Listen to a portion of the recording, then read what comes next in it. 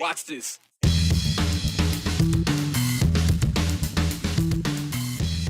The discussion continues about anti-feminist comments from a Boise State political science professor. Today, colleague and a former student speak out about what they believe to be his offensive and inappropriate treatment of women.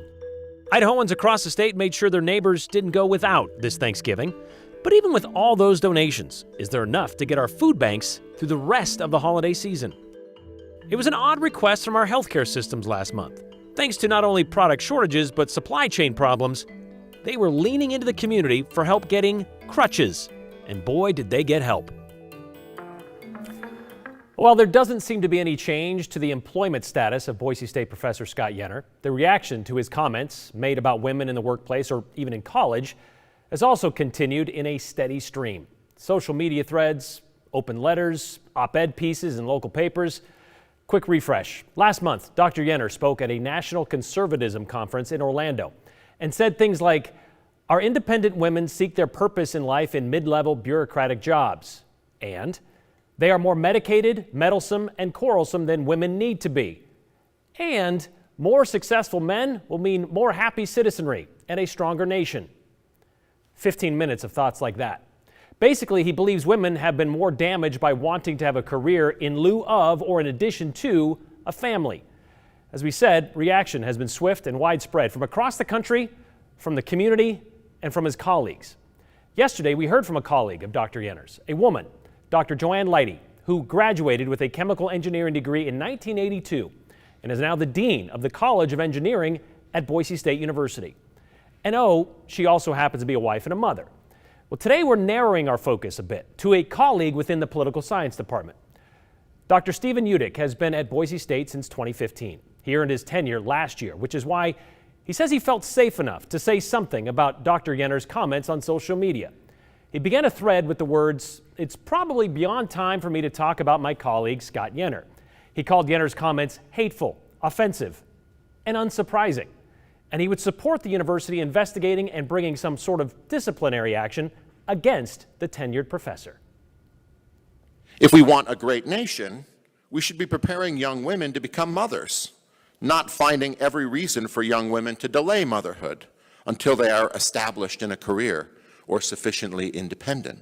It's a thing of, is it just your words or does that influence your behaviors, right? Every effort must be made not to recruit women into engineering, but rather to recruit and demand more of men who become engineers. Ditto for med school and the law and every trade.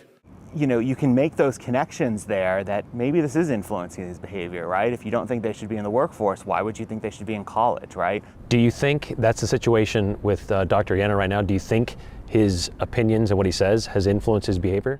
You know, I don't know for sure. I've certainly heard things from students and things like that where, you know, you hear rumors and you hear things from people you know, and you hear them and you think, maybe, yeah. When you say you've heard things, like what?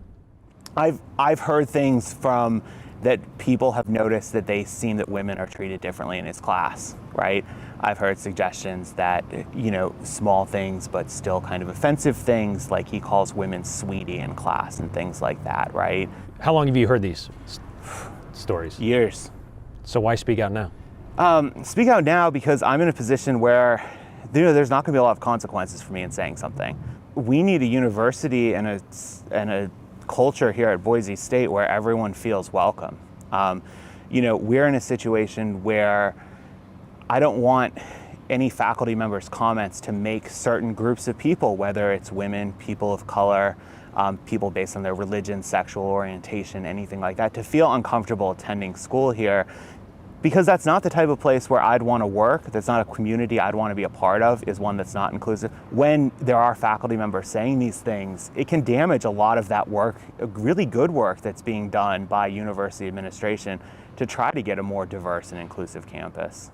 Why do you think what Dr. Yenner says should be treated as more than just words, more than just opinions?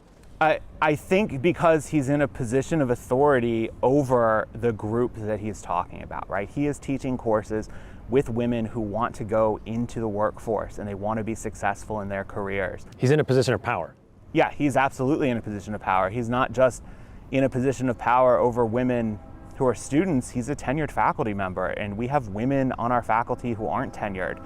And, by default, he's in a position of power over them too. And it's kind of like looking through this, again, these are women with successful, strong careers, and he's saying these things, right? And the question becomes, how can he evaluate people who work for the university, right? Or how can he evaluate his students fairly when he believes that?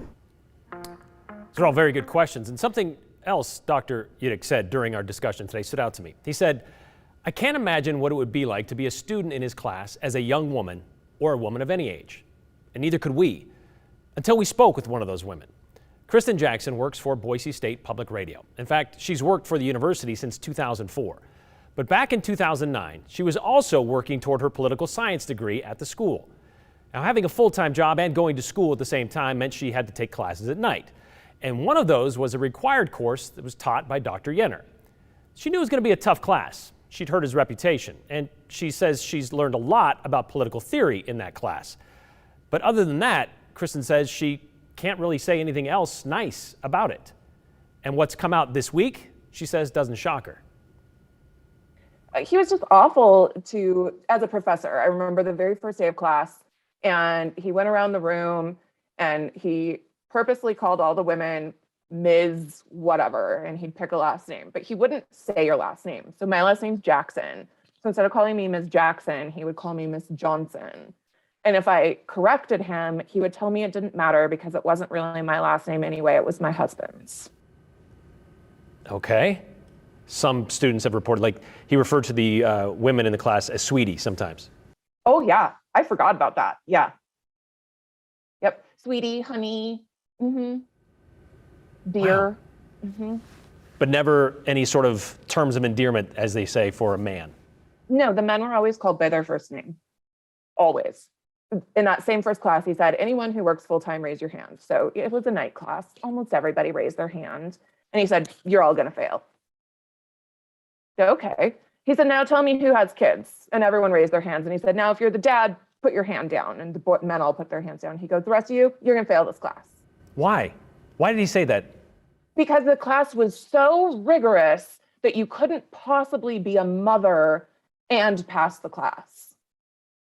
And then those were his exact words. But he didn't feel the same way about guys, dads, who were taking the class. No, the dads did not matter because it's not the dad's job to raise the children. It's the mom's job to raise the children. He made it very clear even back then that women's place was not at a university, especially if you're a mother. How'd that make you feel? It made me feel terrible. Being a mother is really important to me. It's something that I always wanted to be, but that doesn't mean I don't get to be other things. I'm also a very successful professional woman. I have 2 college degrees. I pride myself on that. But I also pride myself on being a good mother. I don't think they're mutually exclusive. Did you file a complaint? I mean, was it bad enough for you to say, this is a problem, I need to tell somebody? I didn't, but I was a kid. I was young. I didn't know who I would go to. I complained to my advisor, but he didn't know what to do either. He told me it wasn't right, but he can't control a tenured staff member. There's nothing he could do. What'd you end up getting in the class? I got a C, which is a very low grade for me. Did you feel like you earned that C? Oh, I felt like I worked harder for a C than I've ever worked for an A in my life. A lot of people say he does give a tough class. He grades harshly. For everybody, or did you feel like you working hard for a C, somebody putting the same effort who happened to be male would get a higher grade? Oh yeah, I can pretty much guarantee. I know when he would hand papers back, you'd look over at the person next to you who never takes part in class, who never has anything to say when he's asking questions and we're supposed to be talking, and they get a B on their paper and I get a D. What are the odds that they really wrote that good of a paper? Working for the university, as an alum though, how do you feel like something like this should be handled? I mean, this is obviously a pattern. It's obviously a pattern. I could see if this was a one-time thing, them taking the tack that they are, but this is not a one-time thing. And he is directly attacking half of the student body at Boise State. How can they keep somebody there who honestly and truly believes that women don't belong there? How can our female president want somebody working for her that doesn't think she should be in the role she's in? And I will tell you, we got a very, very pathetic email from the university about how they support women. Is that the same one they posted on their social media pages? As a woman, that felt like an attack on me. Why is that? Well, because they're not really supporting us. They aren't supporting the women at the university. If they were, they'd be taking action. Maybe they can't fire him, but he needs to be disciplined. Something needs to be done to make it clear that this isn't an acceptable way for people at the university to behave. We have values statements that we are agree to, but to be employees there. And it seems like he's not being held to the same standard that literally everyone else is being held to. Kristen says she thought about dropping the class back in 2009, but it was the only time that she could take it and work toward her degree. As for bringing it to the school's attention, she says she's not sure if any others have, but she certainly had conversations about being in Dr. Yenner's class with other women, and they've shared the same experiences. Dr. Udick told us he has confidence in his department that it is being looked into and will be handled appropriately. But from the school standing, well, they're standing by their free speech policy that they put out there earlier this week. But when asked if there was an investigation into Dr. Yenner or any complaints against him, based on what we've heard over the last couple of days, Boise State takes allegations of policy violations seriously and investigates them under the appropriate policy, we were told. The university will not comment on personnel matters, which means we may not know if any action is taken, any disciplinary action taken against Dr. Yenner, short of a removal. Now, once again, we did reach out to Dr. Yenner today to see if he would like to respond to any of these reactions, but we have yet to hear back from him. We even stopped by his office, and he wasn't in today. But consider this an open invitation for Dr. Yenner to respond, and we'll listen.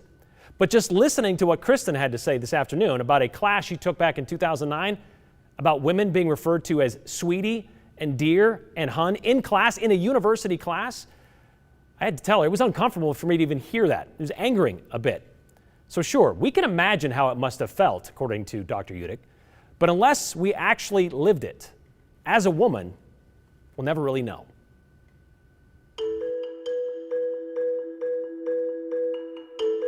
Whew, mid-50s in early December. Yeah, it makes it kind of tough to get into the holiday spirit. But the giving spirit is still out there, and your help is needed now more than ever. Well, now's the time to grab your cell phone and chat directly with us. Here's our number, 208-321-5614. Send us your questions, your comments, and your clever complaints. Just be sure to include your name and the hashtag #the208. As usual, we're going to share a few at the end of the show, so keep them clean and concise. And stick around. We could share yours.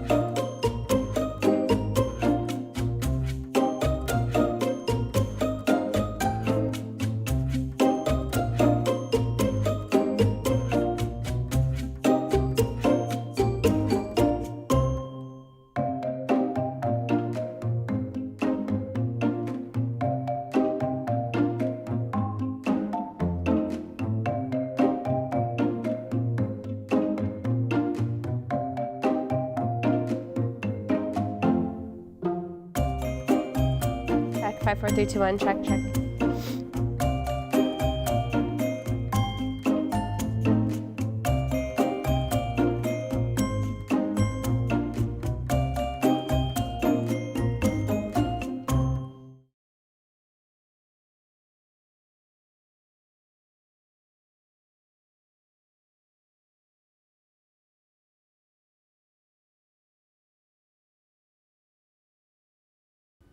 All right, Thanksgiving may be over. It was a week ago, by the way. Hopefully leftovers are long gone too, because, well, if they're not, it's time to throw them out. They've done their time.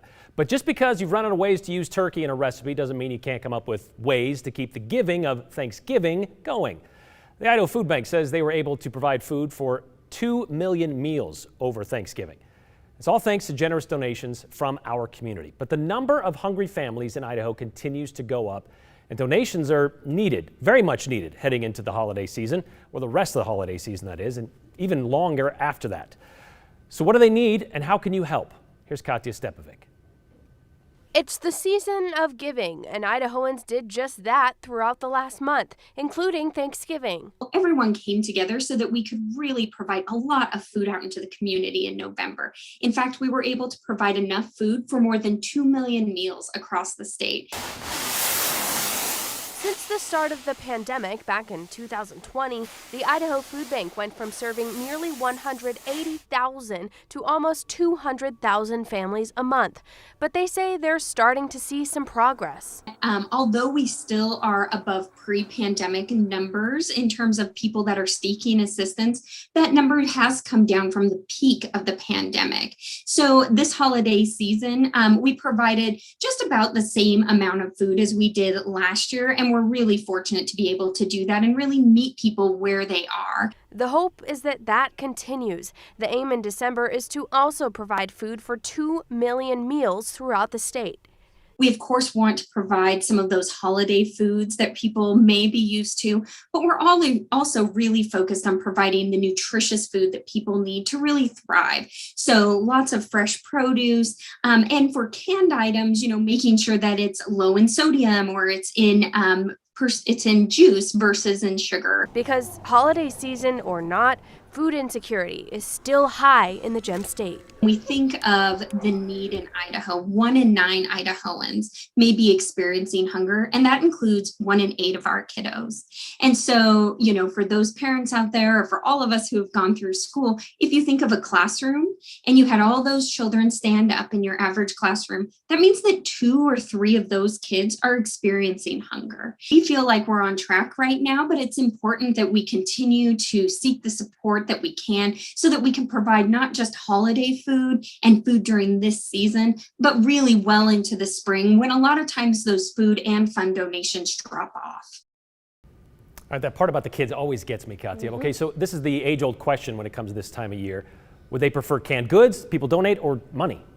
Well, they actually prefer money. The food bank says they're able to stretch $1 into 4 meals. So if people are looking for the way to make the biggest impact, the dollar amount really allows the food bank to do that. And a great way to donate right now is through 7 Cares Idaho Shares. Our annual giving campaign benefits not only the Idaho Food Bank, but many other local nonprofits as well. If you want to donate, text 7 Cares to the number on your screen and we'll send you a link. It's as easy as that, Brian. That's right, and donating money to the Idaho Food Bank allows them to buy food, and they distribute that to all the other food banks around the state. So it really gets spread out far and wide. All right, thank you very much, Katya.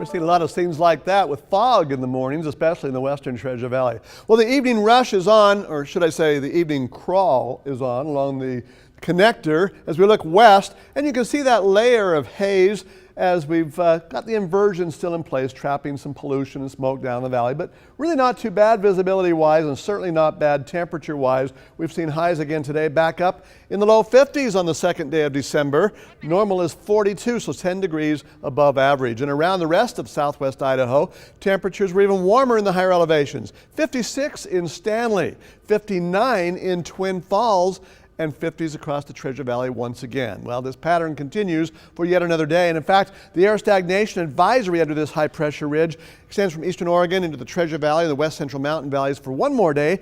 Was going to expire tomorrow, but they just extended it into Saturday as the inversions are going to hold in place for a couple more days. Meanwhile, high pressure remains over us on into the first part of the weekend. A stream of moisture coming in from the Pacific, but not much precipitation with it at the present time. So the next couple of days stay mild in the low 50s during the day with patchy night and morning fog giving way to sunshine. Then Sunday, cooling off to the mid 40s. Monday, a cold front comes in, delivers some rain to the valleys and snow to the mountains. And the rest of the week, we're going to be seeing temperatures much more December-like in the upper 30s and low 40s. Monday morning, there might be a little period of wet snow in the western Treasure Valley for a little while. You know, supply problems, they've been a staple of the COVID pandemic. Almost 2 years of this now, from toilet paper in the beginning to lumber to what we heard about last month, crutches. Our local hospitals and healthcare providers have been struggling for weeks to get their hands on them. Most vendors have been sold out for weeks with no clear restocking date. So when Primary Health put out a call asking you to donate any crutches you had just laying around, we thought, well, it seems odd, but okay. But what wasn't odd, the generosity of the Treasure Valley to turn out and turn them in. Check this out. You helped donate more than 100 pairs of crutches since we brought you this story. But before they are distributed to the patients, the team at Primary Health, well, they spent the afternoon today and have spent several afternoons inspecting and sanitizing all of them. During like these trying times, it's like the one thing you can always rely on is your community. And that proved to be true with this. Amazing how many people showed up and donated. My supervisor came up to me and said, like, we're completely out of crutches and we're going to need to order a bunch more. And then she was like, there's an aluminum shortage. And then like 3 days later, the crutch drive started. And then 2 days after that, it was like all these crutches were here. I'd say in this room, we probably have over like 100, but like at other clinics that are still waiting to be picked up, we probably have around 200 to 250. We'll like get a good amount ready, and then probably like next week or something like that, I'll run them all out to the clinics that are needing them. That is amazing. And while it looks like they might be enough to tide them over for some time, it's not really. They're still looking for more crutches, specifically for patients in the 5'5" to 5 foot 10 inch height range. They're still taking your donations too. You see those locations where they are accepting them on your screen. There's in Boise, they are in Garden City, and they are in Nampa. They're also taking them at St. Luke's at a number of their locations across southern Idaho.